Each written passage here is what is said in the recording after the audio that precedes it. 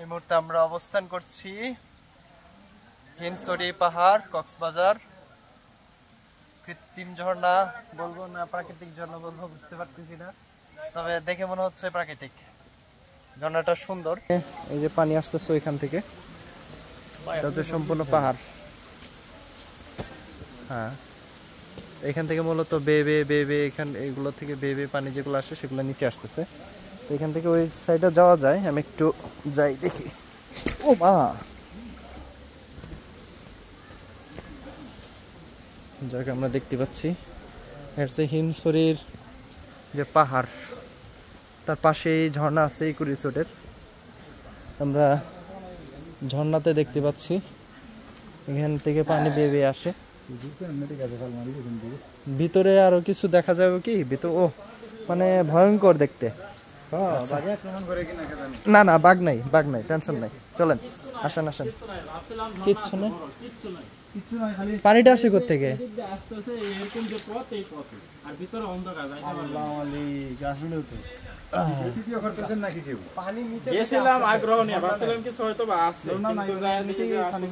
না তেমন কিছু নাই।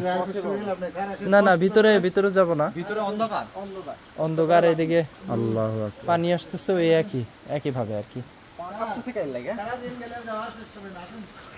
হ্যাঁ, এটা ওই যে ইয়ার মতো আলু টিলা গুহা ওইদিকে আর কি, একই সিস্টেম। আলু টিলা গুহার মধ্যে তো চলাচলের একটা ব্যবস্থা আছে ভালো, কিন্তু এখানে খুবই দুর্গম। হ্যাঁ, এদিক দিয়ে পানি আসতেছে আর কি ভিতর থেকে। যান পরে যান না, দেখে যান। হ্যাঁ, একদম অন্ধকার ভিতরে। আর এমন একটা পাহাড়, এখানে আমরা থাকা অবস্থা যদি ধসে পড়ে মাথার উপরে শেষ,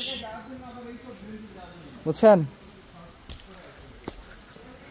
এমন একটা পাহাড় আমাদের এখানে যদি মাথার উপরে ধসে পড়ে চতুর্দিক থেকে, হ্যাঁ দেখেন অবস্থা, যদি ধসে পড়ে কিচ্ছু করা থাকবে না।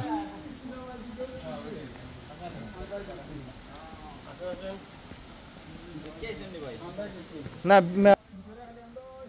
এখান দিয়ে পানিগুলো পড়তেছে, এই যে যাচ্ছে পানি, এখান দিয়ে পানি যাচ্ছে। পানি আসার দিকটা আপনাদেরকে দেখিয়ে দিলাম।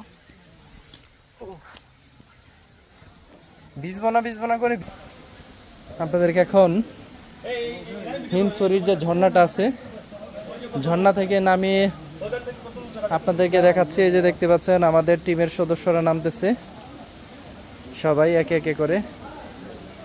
ওকে, অনেক পিচ্ছিল, দেখে বুঝে শুনে নামেন, অনেক পিচ্ছিল।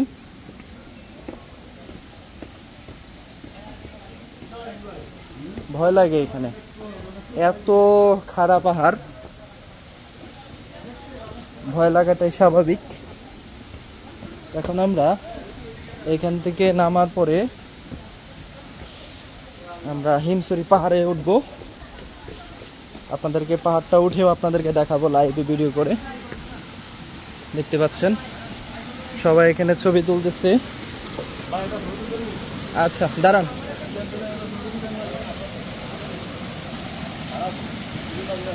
বাবুটা